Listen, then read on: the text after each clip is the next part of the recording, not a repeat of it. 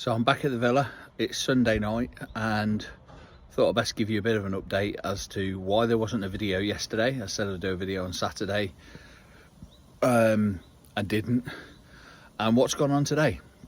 So Friday was brilliant. We walked a hell of a lot of the track. Our shuttle dropped us in at Lake Combe, and for anyone that knows Spa, knows it's the longest track on the F1 circuit for about 4.5 miles, just shy of.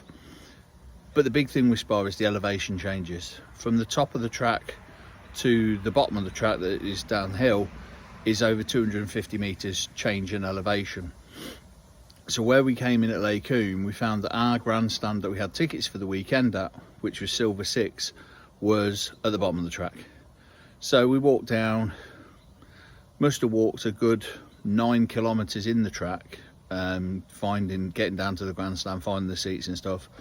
We watched qualifying from there. We watched the Porsches from there on the Friday. A lot was delayed because of rain and stuff like that, and we didn't get a huge amount of running other than qualifying. And then we had to try and find our way back to where we're staying in Malmedy. And we thought, oh, we're near the Blanchimont exit. Surely if we go out there, there'll be shuttles there as well that will be going back to the same place. And there weren't. All the shuttles go back from Lake Combe. So you would have had to have walked back up the 9 kilometre to the top. And it probably would have, the elevation would have killed me, to be fair. It was so steep coming down, it was hard enough coming down, keeping balance, let alone going back up. So by the time we'd walked to Stavelot and most of the way back to Malmedy and managed to get a taxi right at the end to get us back to the car just before the car park closed, we'd walked 25,000 steps in about 20 kilometres. That is probably for a lot of people find that very easy. For me, it was a big challenge. I'm extremely unfit, but we did it. But when we got up on Saturday, the weather was worse than it had been Saturday, to the point actually where sprint qualifying was delayed 3 times. I kept putting it back to try and get a window in the weather, and the actual sprint race at 5 o'clock, the start of that was delayed as well. So ultimately we didn't go on the Saturday. We decided, we were that battered from the Friday that actually we're not going to bother. I watched it on the TV and saved ourselves for today, because I just don't think I would have been able to do the walking that was involved. Went there today. We actually stayed up at Lake Combe, went down to the Kemmel Strait for a bit, had a look around. Didn't film much. There's no point me trying to film stuff. You want to see the Formula 1 stuff, go and put Sky Sports on, or go and watch the highlights on YouTube, because they'll do a far better job than I ever will be able to. The noise is far improved from where it was last year. The cars seem louder and they seem to sound better as well. Good race overall. Obviously, you know, as usual, the Red Bulls just stormed off into the distance.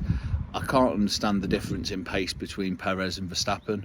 He just seems to be on another level to Perez. Perez just doesn't seem to get to grips in the same way that Max does with the car. 4th for Lewis and 6th for George. Not a bad outcome.